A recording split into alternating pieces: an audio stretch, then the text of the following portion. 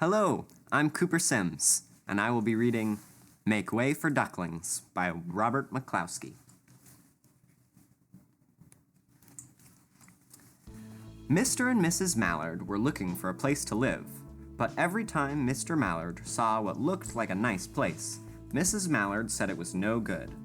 There were sure to be foxes in the woods or turtles in the water, and she was not going to raise a family where there might be foxes or turtles. So they flew on and on. When they got to Boston, they felt too tired to fly any further. There was a nice pond in the public garden with a little island on it. The very place to spend the night, quacked Mr. Mallard. So down they flapped. Next morning, they fished for their breakfast in the mud at the bottom of the pond, but they didn't find much. Just as they were getting ready to start on their way, a strange, enormous bird came by. It was pushing a boat full of people, and there was a man sitting on its back. "Good morning," quacked Mr. Mallard, being polite. The big bird was too proud to answer. But the people on the boat threw peanuts in the water, so the Mallards followed them all round the pond and got another breakfast, better than the first. "I like this place," said Mrs. Mallard, as they climbed out on the bank and waddled along.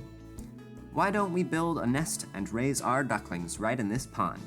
There are no foxes and no turtles, and the people feed us peanuts. What could be better?" "Good," said Mr. Mallard, delighted that at last Mrs. Mallard had found a place that suited her. But, "Look out!" squawked Mrs. Mallard, all of a dither. "You'll get run over." And when she got her breath, she added, "This is no place for babies. With all those horrid things rushing about, we'll have to look somewhere else." So they flew over Beacon Hill and round the State House, but there was no place there. They looked in Louisburg Square, but there was no water to swim in. Then they flew over the Charles River. "This is better," quacked Mr. Mallard. "That island looks like a nice, quiet place, and it's only a little way from the public garden." "Yes," said Mrs. Mallard, remembering the peanuts. "That looks like just the right place to hatch ducklings." So they chose a cozy spot among the bushes near the water and settled down to build their nest. And only just in time, for now they were beginning to molt, and their old wing feathers started to drop out, and they would not be able to fly again until the new ones grew in. But of course, they could swim, and one day they swam over to the park on the riverbank, and there they met a policeman called Michael. Michael fed them peanuts, and after that, the Mallards called on Michael every day. After Mrs. Mallard had laid 8 eggs in the nest, she couldn't go to visit Michael anymore, because she had to sit on the eggs to keep them warm. She moved off the nest only to get a drink of water, or to have her lunch, or to count the eggs and make sure they were all there. One day, the ducklings hatched out. First came Jack, then Cack, then Lack, then Mack, then Knack, then Whack, then Pack, and Quack. Mr. and Mrs. Mallard were bursting with pride. It was a great responsibility taking care of so many ducklings, and it kept them very busy. One day, Mr. Mallard decided he'd like to take a trip to see what the rest of the river was like, further on. So off he set. "I'll meet you in a week in the public garden," he quacked over his shoulder. "Take good care of the ducklings." "Don't you worry," said Mrs. Mallard. "I know all about bringing up children." And she did. She taught them how to swim and dive. She taught them how to walk in a line, to come when they were called, and to keep a safe distance from bikes and scooters and other things with wheels. When at last she felt perfectly satisfied with them, she said one morning, "Come along, children, follow me."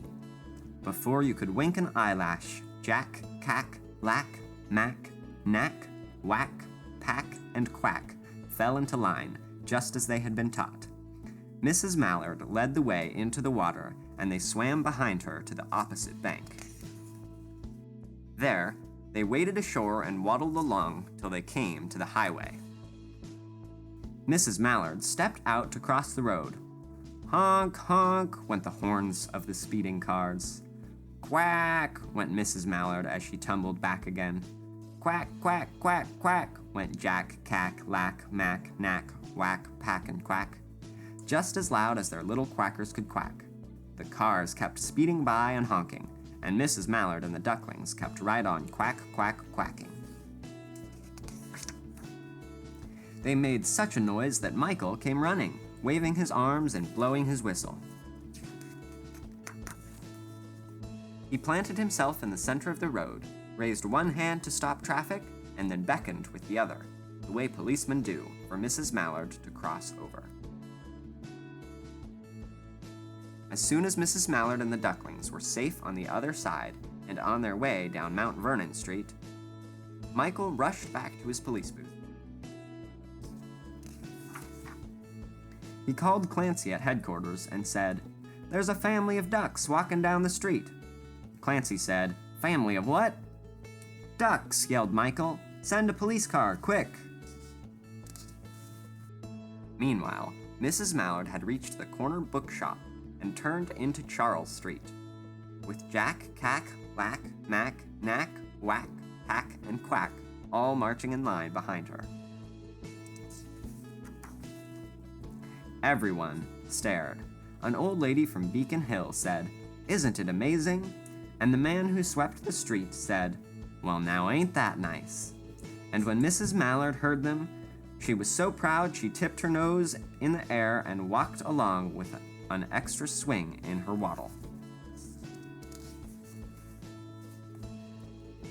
When they came to the corner of Beacon Street, there was a police car with 4 policemen that Clancy had sent from headquarters. The policemen held back the traffic so Mrs. Mallard and the ducklings could march across the street. Right on into the public garden.